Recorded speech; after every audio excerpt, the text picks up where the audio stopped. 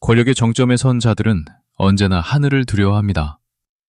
칼과 창보다 보이지 않는 예언이 더 무섭기 때문입니다. 지금 중남해의 공기는 그 어느 때보다 차갑고 무겁습니다. 절대 권력을 쥐었다고 믿었던 시진핑 주석이 가장 두려워하는 것은 외부의 적이 아닙니다. 바로 자신의 곁을 지키던 그림자들입니다. 지난밤 북경의 하늘 아래서 벌어진 일은 할리우드 영화가 아닙니다. 그것은 생존을 위한 처절한 몸부림이자 피비린내 나는 현실입니다. 군부의 2인자이자 시진핑 주석과 형제나 다름없었던 장유엽 상장이 하루아침에 죄수가 되었습니다. 이것은 단순한 권력투쟁이 아닙니다. 천년을 이어온 예언서, 추배도의 활 그림자가 드디어 그 주인을 찾아낸 것입니다. 가장 믿었던 칼날이 자신의 목을 겨누는 순간 제국은 안에서부터 무너지기 시작합니다. 오늘 우리는 그 붕괴의 서막을 목격하게 될 것입니다. 과연 누가 살아남고 누가 사라질 것인가? 그 잔혹한 진실을 지금부터 파헤쳐 보겠습니다. 운명의 날은 예고 없이 찾아왔습니다. 9월 19일 밤, 북경의 거리는 섬뜩할 정도로 고요했습니다. 평소라면 엄중한 경비로 가득 찼을 군사위원회 청사 앞에는 사이렌 소리도 요란한 경광등도 없었습니다. 오직 번호판을 가린 검은 차량 행렬만이 사신처럼 어둠을 가르고 미끄러져 들어갔습니다. 이것은 통상적인 감찰이 아니었습니다. 시진핑 주석의 복심인 차이치와 왕샤오옹이 직접 지휘하는 참수작전이었습니다. 그들의 목표는 명확했습니다. 바로 군부서열 1일 장유엽 부주석과 연합참모장 류절리였습니다. 이들이 누구입니까? 중국 군대를 실질적으로 움직이는 두 개의 거대한 기둥입니다. 하지만 그날 밤 천하를 호령하던 장군들은 저항 한번 해보지 못하고 무너졌습니다.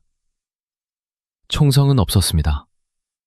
오직 차가운 수갑 소리와 무거운 침묵만이 그 공간을 지배했습니다. 장유엽 상장은 체포되는 순간에도 담담했습니다. 그는 이미 알고 있었을지 모릅니다. 자신의 운명이 전쟁터가 아닌 가장 믿었던 형제의 손에 의해 끝날 것임을 말입니다.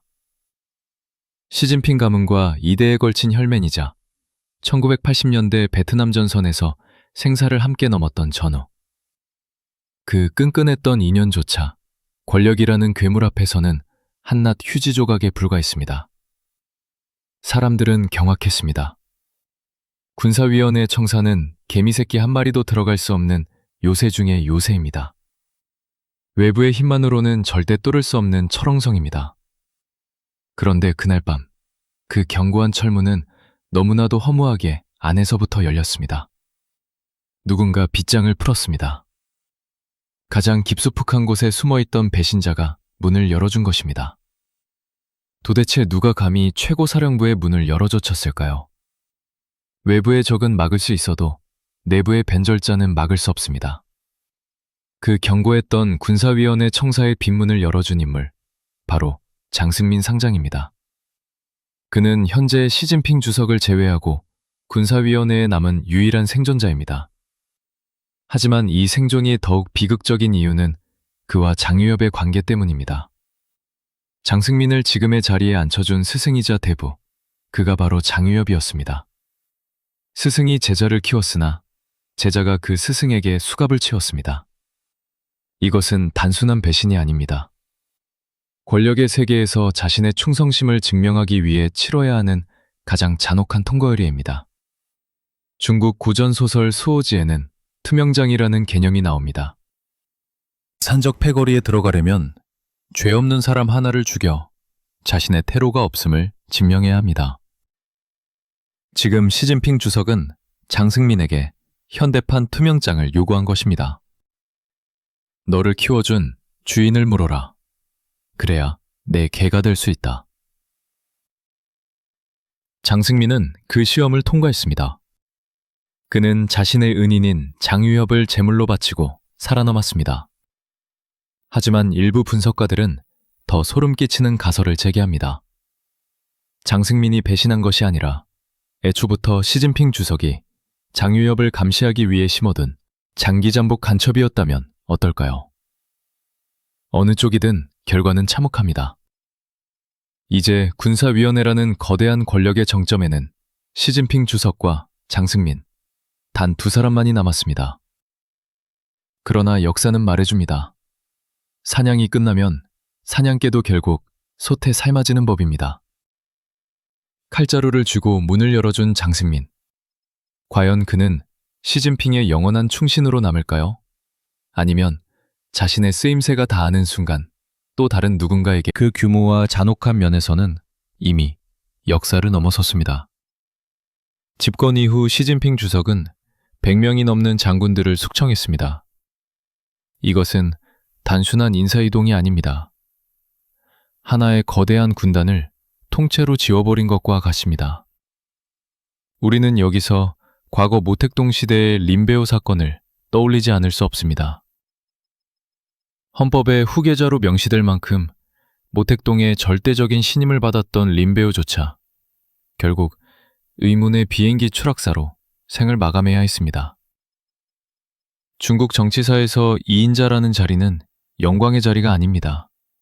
그곳은 단두대와 가장 가까운 자리입니다. 장유엽의 몰락은 이 비극적 역사가 반복되고 있음을 증명합니다.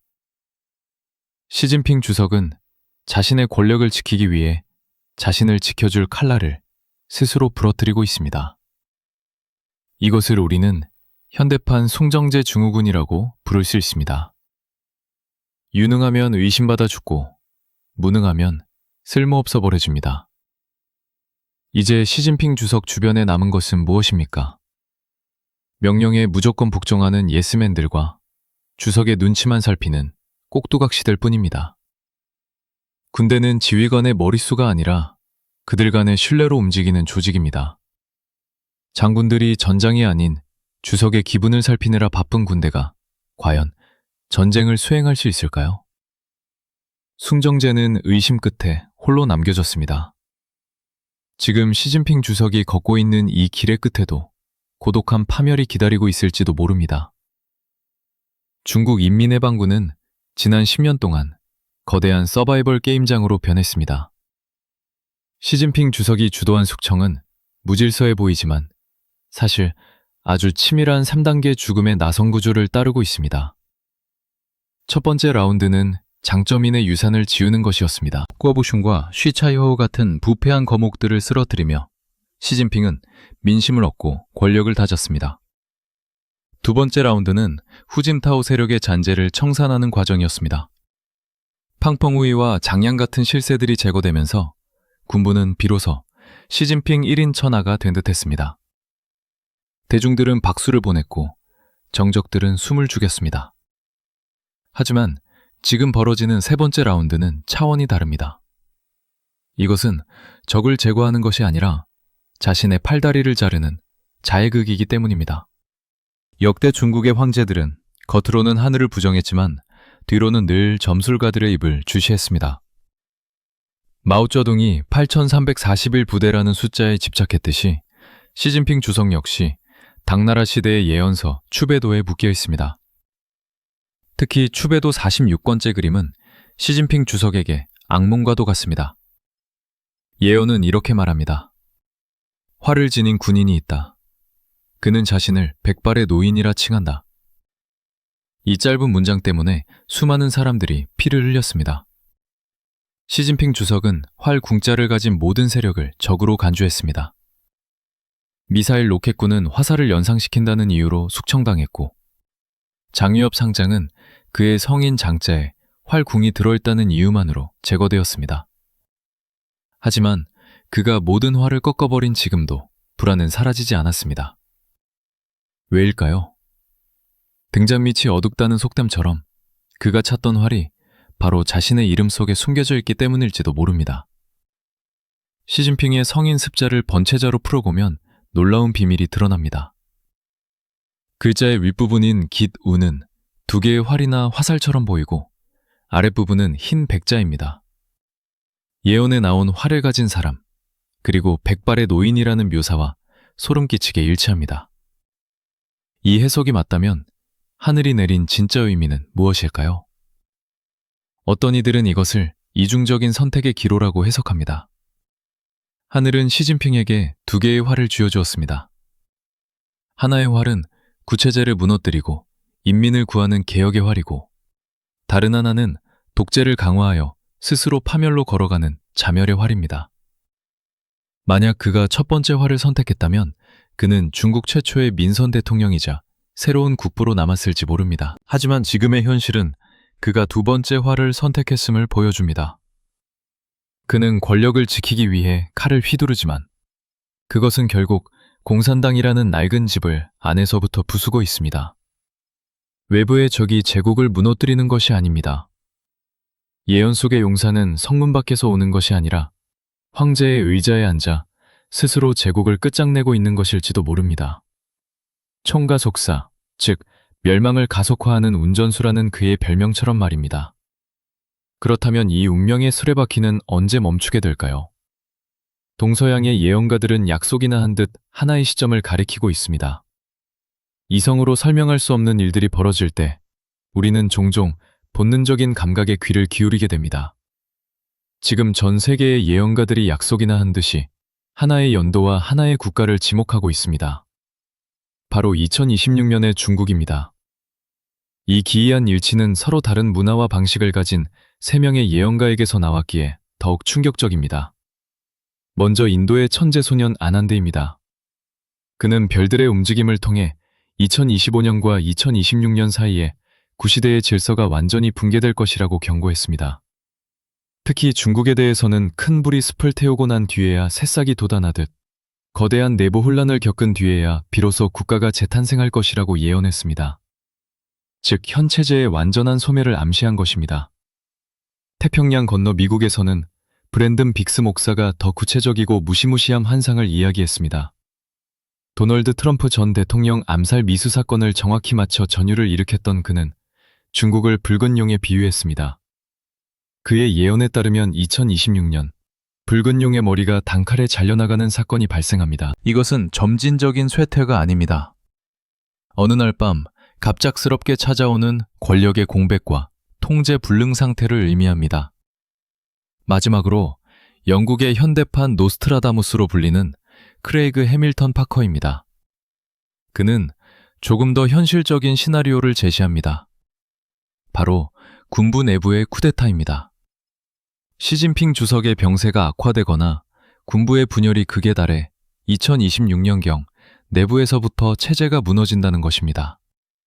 이는 앞서 우리가 살펴본 장유엽과 장승민의 배신 드라마와 소름 끼치게 맞아떨어집니다. 인도의 정성술, 미국의 영적 환상, 그리고 영국의 심령술. 도구는 다르지만 결론은 하나입니다. 2026년은 단순한 해가 아닙니다. 그것은 절대 권력이 마주해야 할 피할 수 없는 데드라인입니다. 우연이라고 치부하기에는 그들이 가리키는 파국의 형태가 너무나 구체적이고 일치합니다. 과연 2026년의 태양은 붉은 용의 시체 위로 떠오르게 될까요? 이제 마지막으로 공산당 스스로가 내린 판결문을 통해 그 징후를 확인해 보겠습니다. 예언은 모호할 수 있지만 공산당의 판결문은 얼음처럼 차갑고 명확합니다.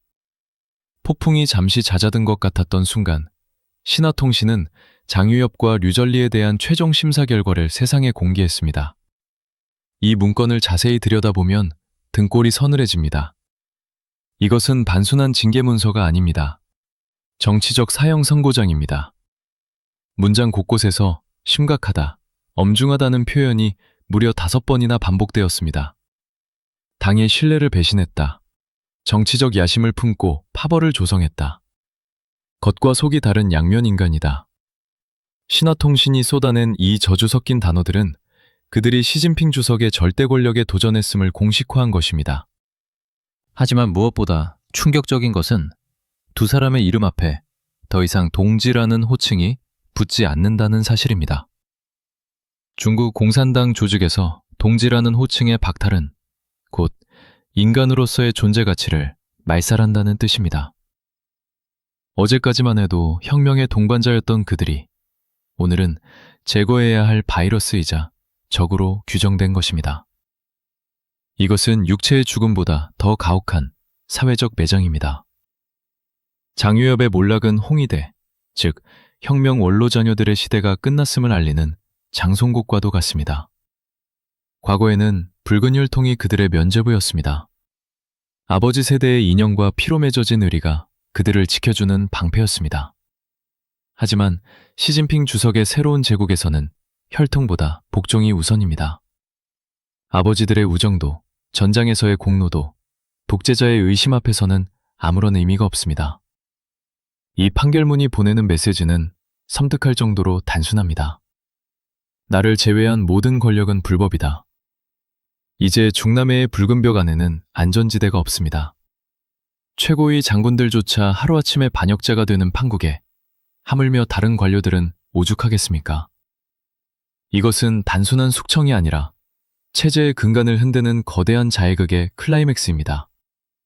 절대 권력은 겉으로는 강철처럼 단단해 보이지만 실상은 모래 위에 지은 성과 같습니다. 두려움으로 쌓아 올린 충성심은 바람이 불면 가장 먼저 흩어지기 때문입니다. 지금 시진핑 주석은 소위 타키투스의 함정에 깊이 빠져 있습니다.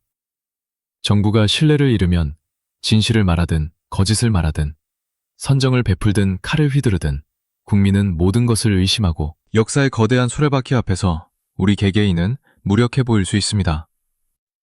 폭주하는 기관차를 멈춰 세울 힘은 우리에게 없을지 모릅니다. 하지만 적어도 우리는 그 기관차가 절벽을 향해 달리고 있다는 사실을 직시할 수는 있습니다. 그리고 맹목적으로 박수를 보내며 동생할지 아니면 차가운 이성으로 거리를 둘지 선택할 권리는